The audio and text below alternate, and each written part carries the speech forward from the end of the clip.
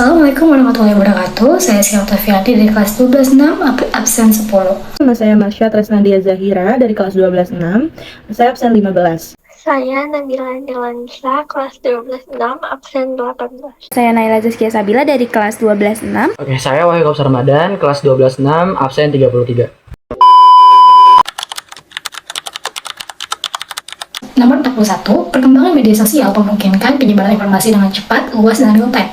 Tapi, kecepatan dan kemudian ini juga bisa berdampak negatif karena bisa menyebarnya informasi yang belum terverifikasi. Nah, faktor lainnya yaitu kurangnya literasi digital masyarakat, yang kedua kurangnya verifikasi sumber informasi, yang ketiga motif popularitas, dan yang keempat algoritma media sosial yang menyebarkan informasi dengan cepat, informasi yang viral dengan cepat. Nah, artinya teknologi ini sebenarnya bersifat netral, tapi dampak negatif ataupun positifnya itu tergantung kepada penggunanya. Perkembangan media sosial memungkinkan komunikasi berlangsung cepat, luas, dan real time, sehingga memudahkan interaksi global. Namun, kecepatan dan kemudahan ini juga memungkinkan informasi yang belum terverifikasi menyebar dengan cepat. Faktor penyebabnya antara lain: 1. Rendahnya literasi digital masyarakat.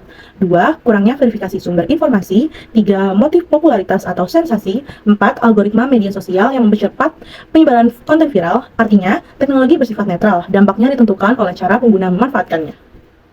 1. Perkembangan media sosial memungkinkan komunikasi berlangsung cepat, luas, dan real time sehingga memudahkan interaksi global. Namun, kecepatan dan kemudahan ini juga memungkinkan informasi yang belum terverifikasi menyebar dengan cepat. Faktor penyebabnya antara lain: yang pertama, rendahnya literasi digital masyarakat, yang kedua, verifikasi sumber informasi yang kurang, yang ketiga, motif popularitas atau sensasi, yang keempat, algoritma media sosial yang mempercepat penyebaran konten viral. Artinya, teknologi itu bersifat netral, dampaknya itu ditentukan oleh cara pengguna. Kunci jawabannya adalah perkembangan media sosial memungkinkan komunikasi berlangsung secara cepat, luas, dan real time, sehingga memudahkan interaksi global. Namun, kecepatan dan kemudahan itu juga memungkinkan informasi yang belum terverifikasi menyebar dengan cepat. Faktor penyebabnya antara lain: yang pertama, rendahnya literasi digital masyarakat. Yang kedua, kurangnya verifikasi sumber informasi. Yang ketiga, motif popularitas atau sensasi. Yang keempat, algoritma media sosial yang mempercepat penyebaran konten viral. Artinya, teknologi ini bersifat netral. Dampaknya ditentukan oleh cara pengguna memanfaatkannya. Nah, perkembangan media sosial memungkinkan komunikasi berlangsung cepat, luas, real time, sehingga memudahkan interaksi global. Namun, kecepatan dan kemudahan ini juga memungkinkan informasi yang belum terverifikasi menyebar dengan cepat. Di sini ada beberapa faktor penyebabnya. Yang pertama, rendahnya literasi digital masyarakat. Yang kedua, kurangnya verifikasi sumber informasi. Yang ketiga, motif popularitas atau sensasi. Yang keempat, algoritma media sosial yang mempercepat penyebaran konten viral. Artinya, teknologi bersifat netral. Dampaknya ditentukan oleh cara pengguna memanfaatkannya.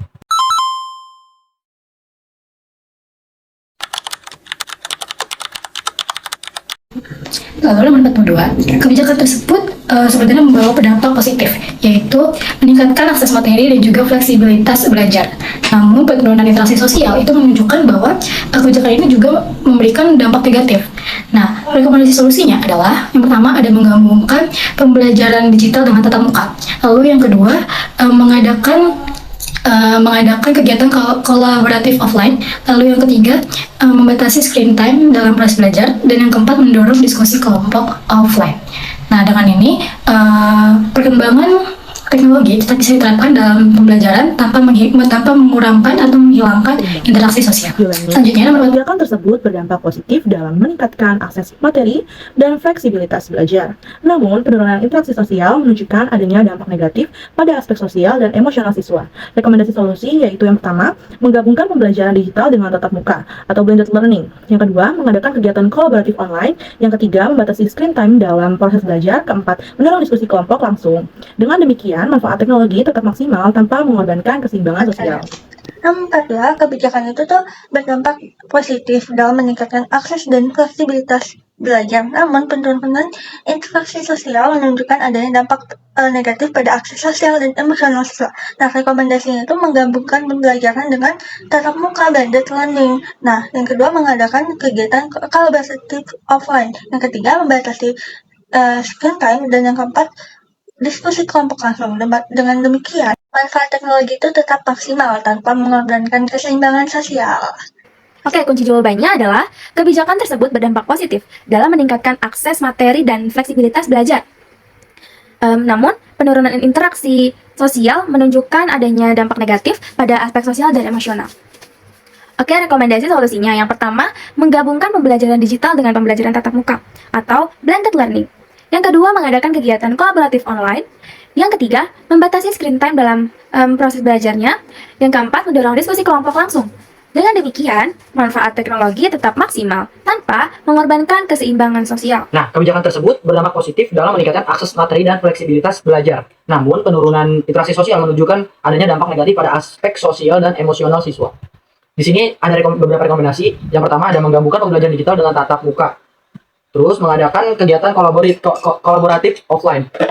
Terus membatasi screen time dalam proses belajar. Yang terakhir ada mendorong diskusi kelompok langsung.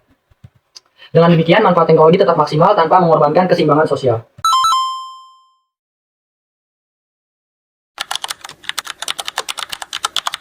Selanjutnya nomor 23, informatika membuka akses pasar yang lebih luas tanpa batas geografis. Terus juga platform online atau media sosial menyediakan promosi yang lebih murah dan juga efisien, serta menjangkau konsumen yang lebih banyak. Tapi ada risikonya, misalnya kayak penipuan online, persaingan tidak sehat, penyalahgunaan data pelanggan, atau bahkan ketergantungan pada platform tersebut.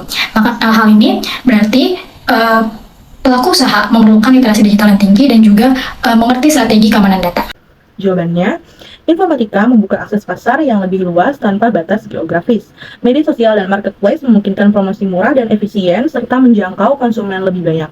Namun, terdapat risiko seperti 1. Penipuan online, 2. Persaingan tidak sehat, 3. Penyalahgunaan data pelanggan, 4. Ketergantungan pada platform tertentu. Karena itu, pelaku usaha perlu memiliki literasi digital dan strategi keamanan data. Informatika itu membuka akses pasar lebih luas tanpa batas geografis. Media sosial dan marketplace itu memungkinkan promosi lebih murah dan efisien. Itu menjangkau konsumen lebih luas dan juga lebih banyak kan. Nah, tapi ada resikonya kayak penipuan online, persaingan yang tidak sehat, penyalahgunaan data pelanggan, bahkan ketergantungan pada platform tertentu. Nah, karena itu pelaku usaha digital tuh kayak perlu menguasai literasi digital dan strategi keamanan digital gitu. Oke, kunci jawabannya, informatika membuka akses pasar yang luas tanpa batas. Media sosial dan marketplace memungkinkan promosi mudah dan efisien, serta menjangkau konsumen lebih banyak. Namun, terdapat resiko, seperti yang pertama ada penipuan online, yang kedua persaingan yang tidak sehat, yang ketiga penyalahgunaan data, yang keempat ketergantungan pada platform tertentu. Oke, karena itu pelaku usaha perlu memiliki literasi digital dan strategi keamanan data. Informatika membuka akses pasar yang lebih luas tanpa batas geografis. Media sosial dan marketplace memungkinkan promosi murah dan efisien, serta menjangkau konsumen lebih banyak. Namun, ada beberapa resiko kayak penipuan online, persaingan tidak sehat, penyalahgunaan data pelanggan, ketergantungan pada platform tertentu. Karena itu, pelaku usaha perlu memiliki literasi digital dan strategi keamanan data.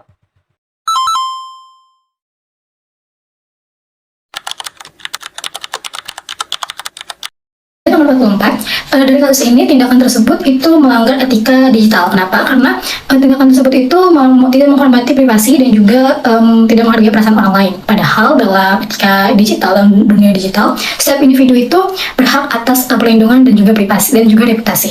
Nah, dampak dari hal ini itu bisa juga pada konflik sosial, cyberbullying, gangguan psikologis, atau bahkan sanksi sosial. Maka dari itu, etika digital itu menuntut kita untuk menghargai privasi orang lain dan juga berpikir sebelum memposting segala sesuatunya. Selanjutnya, soal nomor 4 yaitu seorang siswa mengunggah foto temannya tanpa izin dan menuliskan komentar bercanda yang ternyata menyinggung. Nilailah tindakan tersebut dari sudut pandang etika digital dan jelaskan konsekuensi yang mungkin terjadi. Jawabannya yaitu tindakan tersebut melanggar etika digital karena tidak menghormati privasi dan perasaan orang lain.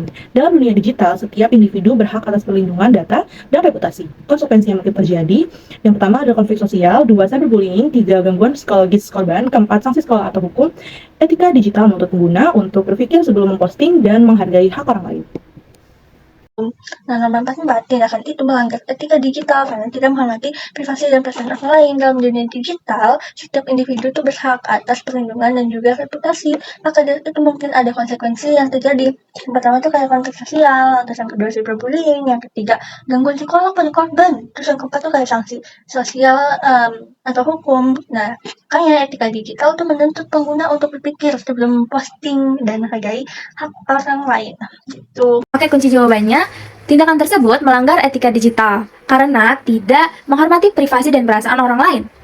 Oke, dalam dunia digital, setiap individu itu berhak atas perlindungan data dan reputasi. Konsekuensi yang mungkin terjadi adalah yang pertama konflik sosial, yang kedua cyberbullying, yang ketiga gangguan psikologis pada korban, yang keempat sanksi hukum atau sanksi sosial.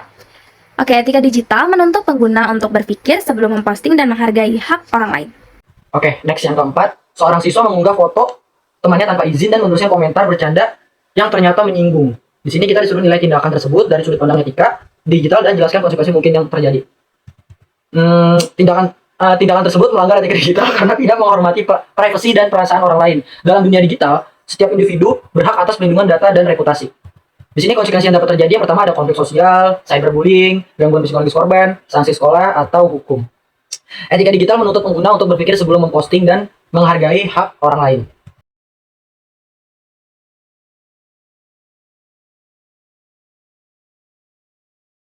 Nomor 45, yaitu strategi literasi digital yang dapat diterapkan di sekolah. Yang pertama, pelatihan cek fakta menggunakan sumber informasi terpercaya. Yang kedua, simulasi analisis berita untuk melatih berpikir kritis. Dan juga yang ketiga, edukasi keamanan digital dan juga privasi. Lalu yang keempat, diskusi kasus nyata hoax. Dan yang kelima, kolaborasi dengan guru informatika atau TIK. Nah, dengan strategi ini, siswa tidak hanya mengerti secara teori, tapi juga mengerti untuk berpikir kritis dan juga bertanggung jawab. Sekian dari saya, terima kasih. Jawabannya yaitu strategi literasi digital di sekolah dapat meliputi pelatihan cek fakta menggunakan sumber terpercaya, simulasi analisis berita untuk melatih berpikir kritis, edukasi keamanan digital dan privasi, diskusi kasus nyata hoax, kolaborasi dengan guru informatika dan BK. Dengan strategi tersebut, siswa tidak hanya memahami teori tetapi juga mampu menerapkan sikap kritis dan bertanggung jawab dalam kehidupan digital. Sekian dari saya, terima kasih. Wassalamualaikum warahmatullahi wabarakatuh.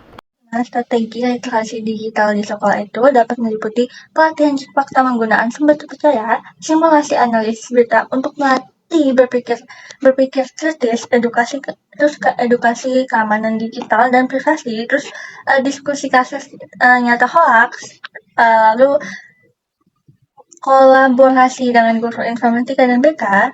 Nah, makanya kalau pakai strategi yang tadi aku sebutin, siswa tuh tidak hanya memahami teori, tapi juga mampu menerapkan sikap kritis dan bertanggung jawab dalam kehidupan digital. Oke, selanjutnya soal nomor 5 tentang rancangan strategi literasi digital di sekolah. Kunci jawabannya adalah literasi digital di sekolah dapat menggunakan strategi berikut. Yang pertama, pelatihan cek fakta menggunakan sumber terpercaya. Yang kedua, simulasi analisis berpikir dari berita agar pemikiran kita kritis. Yang ketiga, edukasi keamanan digital dan privasi. Yang keempat, diskusi kasus nyata hoax. Dan yang terakhir, kolaborasi dengan guru informatika dan BK. Dengan strategi ini, siswa tidak hanya memahami teori, tapi juga mampu menerapkan sikap kritis dan bertanggung jawab dalam kehidupan digital. Nah, itu saja dari saya. Sekian, terima kasih. Oke, strategi yang pertama, pelatih cek fakta menggunakan sumber terpercaya. Yang kedua, simulasi analisis berita untuk melatih berpikir kritis. Yang ketiga, edukasi keamanan digital dan privacy. Yang keempat, diskusi kasus nyata hoax. Yang kelima, kolaborasi dengan guru informatika dan BK. Dengan strategi ini, kemungkinan siswa tidak hanya memahami teori, tetapi juga mampu menerapkan sikap kritis dan bertanggung jawab dalam kehidupan digital. Sekian.